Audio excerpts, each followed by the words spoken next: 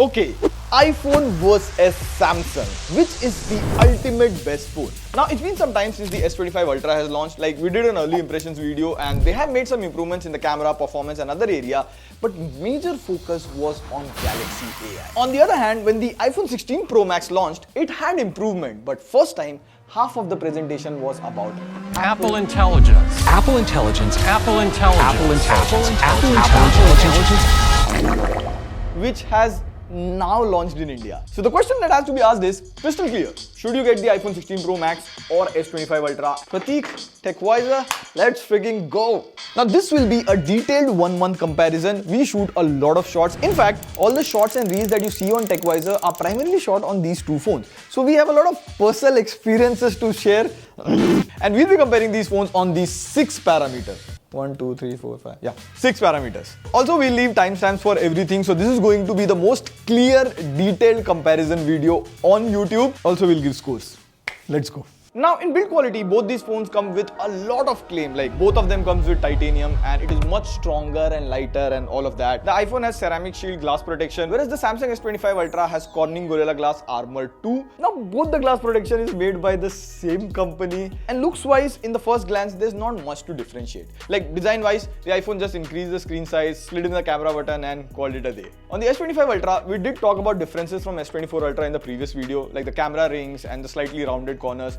But in real life, when you hold the phone, the major difference is weight. The S25 Ultra feels lighter. Whenever I mistakenly pick the S24 Ultra, I can immediately tell the weight difference. Now on paper, S25 Ultra is lighter than iPhone 16 Pro Max, and in terms of durability, I mean... Don't press. See, I love my organs. In our real life usage, both the iPhone 16 Pro Max and S25 Ultra have 0 scratches on the display or on the back. And I've used the S25 Ultra without any scratch guard or case. And it has had pretty bad falls. Like, I'm sorry Mrinal, but I dropped it at very weird angles. Still nothing. So you can say they have pretty good durability. Rest, I'll give both of them 1 point. These designs have been there for quite some time. And you can easily spot an iPhone or Ultra in the crowd. It's very subjective looks-wise, unless you have that heart for that logo. The real difference starts showing up now, when you use the phone on a daily basis. Like, performance is one of the main things these flagships are known for. The iPhone 16 Pro Max comes with the A18 Pro processor, whereas the S25 Ultra comes with last year's flagship Snapdragon 8 Elite processor. Now, if you see Geekbench, in the multi-core, the S25 Ultra clearly wins. And if you run 3D Mark and all of that stuff, even the S25 Ultra performs better in benchmark. But then, what about real-life performance? So we played 2 heavy games, Genshin Impact and COD Warzone. In Genshin Impact, on the iPhone 16 Pro Max, you can play at 120 FPS. And boy oh boy, the experience was smooth here. There weren't any frame drops. Even though the temperature went as high as 47-48 degrees, the gameplay was good. On the S25 Ultra, you can play it max at 60 FPS, but there were few frame drops. In COD Warzone, both the phones can play at max settings. On iPhone, there weren't many frame drops, but it does get a bit warm. Whereas on Samsung, after the initial gameplay, when the phone gets warm, there are fewer frame drops. This might be because that the games are not optimized well for the S25 Ultra or 8 Elite. So overall in performance, I would say the iPhone 16 Pro Max takes the lead. I'm giving the point to the iPhone. But these days, I'm into emulators. And I could play the NFS Most Wanted. That's a Windows game on Samsung. Like, I could even run older PS games on this. So yeah, if you want to have fun, play nostalgia games or Windows games, Android is much more flexible in that aspect as compared to an iPhone. Now, coming to camera, this is the most controversial point, and here I have a different opinion. See, whenever you have to just point and click, iPhone takes better photo, in fact better videos as well. Sometimes iPhone makes the Indian skin tone yellow, but most of the time it's very natural and accurate, but that's about it. If you have to take zoom photos 5x, 10x, 20x, iPhone is just way behind. In fact, even in selfies, Samsung look much more natural and sharper. Also, whenever you have to do some pro stuff like manual controls in photography and videography, iPhone falls and it fails miserably. This is where I feel Samsung takes the lead. Like, we shoot shots, and whenever we shoot shots in studio light, iPhone just decides to randomly make it all yellow. And see, color white balance issues happen with Samsung as well. It happens with any other phone. But then here, you can just go to Pro mode and fix white balance or any other setting while shooting. Whereas on the iPhone, there's no option inside the camera app. Heck, this phone is made for creators, but you cannot select external microphone in the iPhone camera app. Like, come on Apple. Now the solution is there's a separate Final Cut camera app which has very limited options. In fact, every time you shoot a video on Final Cut camera app, you'll have to manually export those videos every time to the Photos app. Yeah, phone for creators. And one of the most hidden, underrated features of the Ultra has to be the display. Like if you see the specs of both the phones, it might look similar or basic to you. Both come with a 120Hz AMOLED display. In fact, the other day I was watching the series 0 Day on Netflix. It's quite an interesting plot about the country getting hacked for a minute and all. The display on both the phones was bright and sharp, but the real magic is this anti-reflective display. Hold on. See? The S25 Ultra has an anti-reflective display which makes it like really fun to watch content. Like the anti-reflective display is not just effective outdoors, it's even effective indoors. Like while reading articles, watching reels and all of that, Samsung display is just more or better visible than the iPhone 16 Pro Max. Now there's also a feature called AI Pro Scaler which somewhat enhances the image and text by about 40%. It's so subtle that you will only notice the difference when you see both the phones side by side. But I mean, just for the anti-reflective display, I think Samsung gets the point. Like I really want this display to come to other phones. It's just so damn good. Just remember, if you put a normal tempered glass on this, the tempered glass will then become reflective, so all of this goes to waste. So you have to get an anti-reflective scratch guard. But this anti-reflective thing really works. And just like the display, when you use it, you understand how good it is. The same is true for software. Like Apple is known to have much more stable, have really good animation. And recently they have started giving more customizations. Like you can move apps on the home screen, change app colors. Now to an Android user, this might seem a bit childish. But see, all of these are new features on the iPhone. So please listen. You can also edit the quick settings menu. And see, this is funny. You can open the camera app from the camera control button. You can open the camera app by long pressing it here. You can even customize the action button and open the camera app. You can even put as many camera icons as you want in the quick settings menu and open the camera app.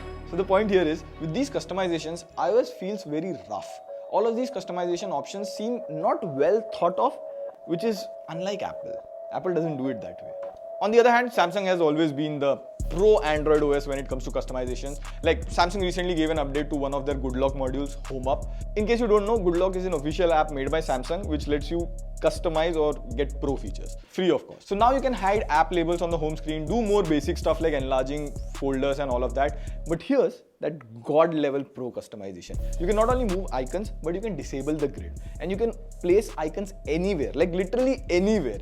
You can place icons and widgets on top of each other, rotate and keep them in any order. If you have a wallpaper like this shelf, you can arrange and keep the icons in this way. And this madness of customization option doesn't just end here.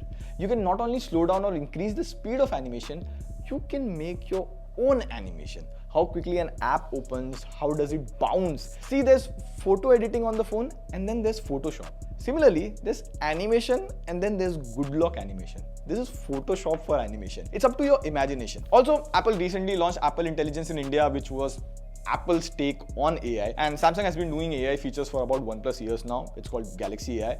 So now let's see who deliver better results real time. Like task 1, we have this image with hands on face and I'll select and erase the hands. And Samsung here constructs the entire face, whereas in Apple, it tried doing something but it couldn't do it. So basically, Samsung is using generative fill to understand and fill in the face, whereas Apple Intelligence is still 2 years behind. Task 2, we have this video clip that we shot outside. iPhone comes with an audio mix where you get options to reduce the noise and enhance the voice, whereas Samsung comes with an audio eraser. So this is how it sounded before. So now we are here in this super crowded, noisy environment. And this is how it sounds in Apple. So Apple has this feature called audio mix. And this is how it sounds in Samsung. Whereas Samsung uses AI to identify different kind of noise and you can remove them separately. The iPhone's clip sounds robotic, whereas the Samsung has kept the voice natural. Task 3, I have a train ticket from Bombay to Delhi and I'll ask them to track the PNR and add an alarm when the train reaches Mathura. Siri on iPhone just can't do that. Whereas Samsung, it detects the PNR and added an alarm to the clock app when the train reaches Mathura. So Gemini here communicated with 2 apps, and this is possible because it has AI agents. Task force. Now on iOS there is writing tools, but in our device it's not working on WhatsApp. But Samsung here starts generating smart reply based on the last 3-4 messages context. And mind you, this happens on device. So like this, there are many smart AI features which come in handy in everyday tasks. Like you have to use the phone to understand that. Other than AI features, both Apple and Samsung come with ecosystem features as well. So overall in software, I believe these are one of the best that you get on smartphones, but Samsung clearly takes the lead here. Like if you're using an iPhone, I would request you to try One UI.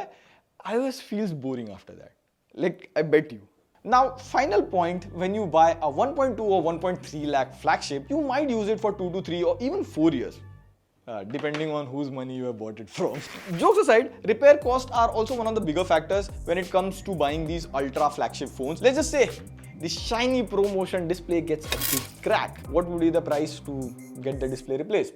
Take a guess and write in the comments. I'm giving you 5 seconds. It would cost you 37,900 just to get the display replaced, whereas on the S25 Ultra it would cost you 11,950. And in battery replacement, the 16 Pro Max would cost you around 11,800 rupees. Like what's in that battery? Whereas the S25 Ultra is much more cheaper. So like this, in every aspect, the S25 Ultra repair costs are much more affordable compared to the iPhone 16 Pro Max. So obviously that repair point definitely goes to Samsung. So much for the made in India iPhone Pro Max. Now, before we get to the conclusion, let's quickly have a look at the batteries of both the phones. The iPhone 16 Pro Max comes with a 4685 mAh battery, whereas the Samsung S25 Ultra comes with a 5000 mAh battery. And on a single charge with heavy gaming, scrolling reels, using camera, all of that, both the phones easily last a day without any issues. I'm using S25 Ultra and I have been getting about 5 to 6 hours of screen on time on heavy usage, like using camera for 1 hour. Now in charging, the iPhone in wired mode draws around 20 to 21 watts of power. It supports 30 watt charging, and Samsung S25 Ultra supports up to 45 watt of charging. On an average, it was drawing about 38-39 watts. It takes 1 hour to top up the S25 Ultra. Again, both are flagship phones, so they even support wireless charging. iPhone supports 25 watt MagSafe charging, whereas S25 Ultra supports 15 watt wireless charging. I think battery and charging is more or less same on both the phone. 19-20 ka farak, so I'll give 1 point to both of them. Now see, as per the scores, the S25 Ultra wins. And I think the major wins are around software, display, and of course, camera features. The S25 Ultra comes around as a more balanced phone, and this is what I would recommend to most of the people. For the iPhone, it only makes sense if you are into that Apple ecosystem, or if you're someone who doesn't want so many bells and whistles, like confuse your mind. You just need a phone, point the camera, shoot a video, then it's perfect. And see, if things keep going on this way, I think after 2 to 3 years, Samsung might even do better videos than iPhone. This is my bold prediction. And see, at the end of the day, this is our experience, our opinions. Let us know your experience with the phone. We'll pin the best ones. It will help the community. On that note, this is Dave signing off. See you in the next video. Pew, pew, pew.